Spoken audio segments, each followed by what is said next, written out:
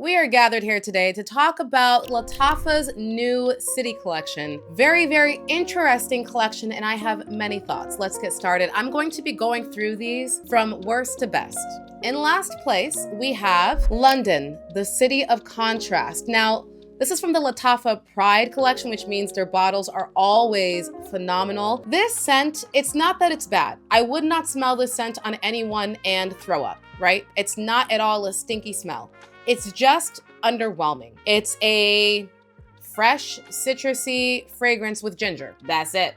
It doesn't have too much going on that I find very interesting. I guess the most interesting thing about it is whether or not you would consider it to be unisex, feminine, or masculine. When I initially smelled this at a TikTok event a couple weeks ago, I thought, oh, this is really nice. I think that this is more feminine leaning. But then once I actually received my samples, I thought, no, this feels like a true unisex type of fragrance, because I feel like even though, yes, it has fruity notes, it's not overly sweet. Like, it's not like Dolce & Gabbana Light Blue or any other type of, typical citrus scents in that kind of vein. I don't think it would be hard for a man to pull this off. It might even at points be a little bit masculine leaning to me, but there are other people who I've heard say the exact opposite. So I think because you have people saying both it's masculine, it's feminine, it's unisex. It's unisex. It just depends on how it pulls on your skin and what you're looking for. Again, I don't consider it to be an overly sweet citrus, but that's really all it's giving me is a citrus with some ginger. So notes for City of London contrast. This is gonna open up with lemon,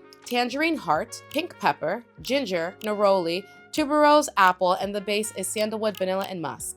Yeah, for me, it's not one that I would see myself wearing because there's nothing in this that I guess is very, very interesting. It's like a dry, kind of cool, cold, like feeling type of citrus scent that, again, to me does lean a little bit masculine. Maybe it's because of the dose of ginger. The ginger is pretty strong. It's not sweet enough for my liking. I tend to like my citruses a little bit sweeter. So it's not one that I would grab to wear because, again, I think it's too masculine, but my husband thinks it's too feminine. So nobody's wearing this one in my house. So it's in last place for me. But again, if I were to smell it on someone, it's not that it would smell bad. It's just meh. I'll try to figure out how to layer it with something. Maybe I'll put it down as a base and put something a little bit sweeter on top. Maybe the lemon sugar fragrance from Kayali on top of this would give me a little bit more of like a lemonade-y sweetness that I'm looking for.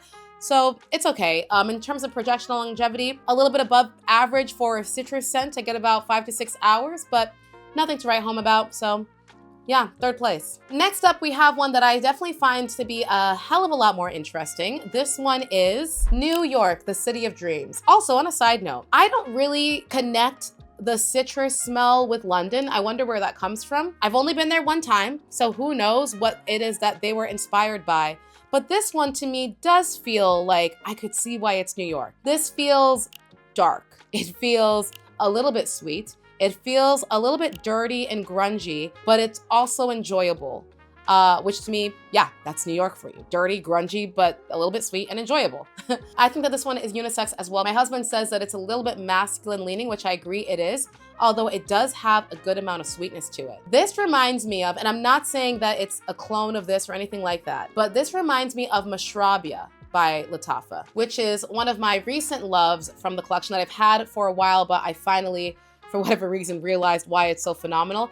It reminds me of a much sweeter version of Mashrabia. I think it's because they both have cherry, but this one, the New York one, I would definitely say is sweeter than Mashrabia. I like it. I think that this is again, a darker, dirtier, grungier type of scent, but it still has that sweetness from the cherry in it. I think because of that medley of sweet with dark, and of course, cherry, is one of the most seductive notes. It definitely gives like date night energy.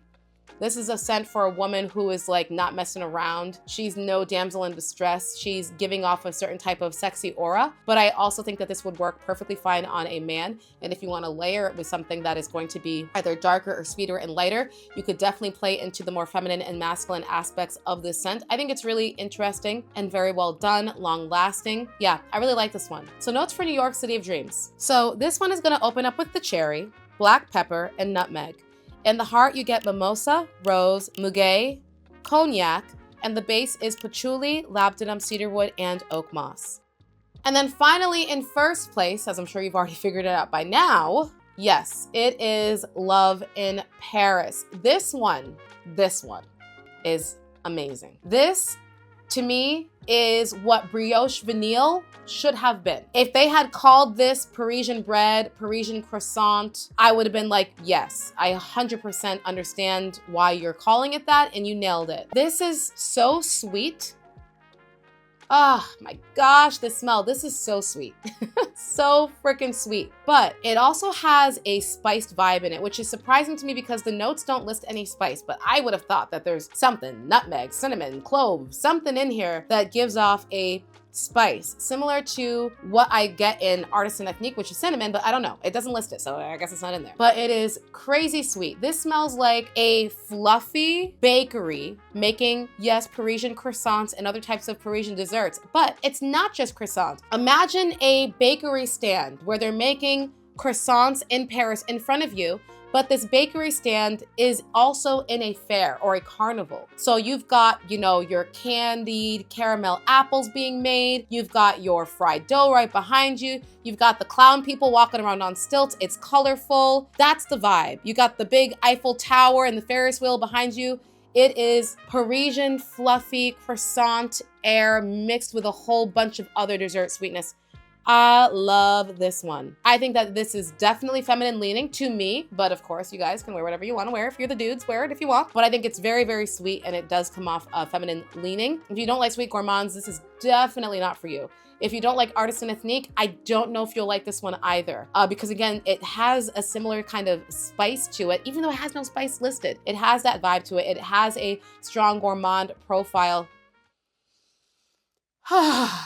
And it's very sweet. So let's go over the notes for Love in Paris. Notes for Love in Paris are caramelized apple, pomerose, maple syrup, and benzoin. In the base, you get roasted tonka bean, patchouli, amber, and cashmeran. Like, this is that Emily in Paris. You're going out on a date, you're going to the fair, and again, you're going to that bakery stand where they're making croissants in front of you in the fair. That is what it smells like. It is so freaking good. I love it. Now, here's my beef with all of these fragrances. Here's my beef with the launch in general. Why are we getting two fragrances that are clearly meant for fall and winter in March? Lattafa. Make it make sense. I think what should have happened is drop the London one right now. That's the citrusy ginger one, because that one you can wear in spring and summertime, right? That's your first release from the City Collection. Then give me the New York and the Paris in, like, I don't know, October-y, end of summer into fall.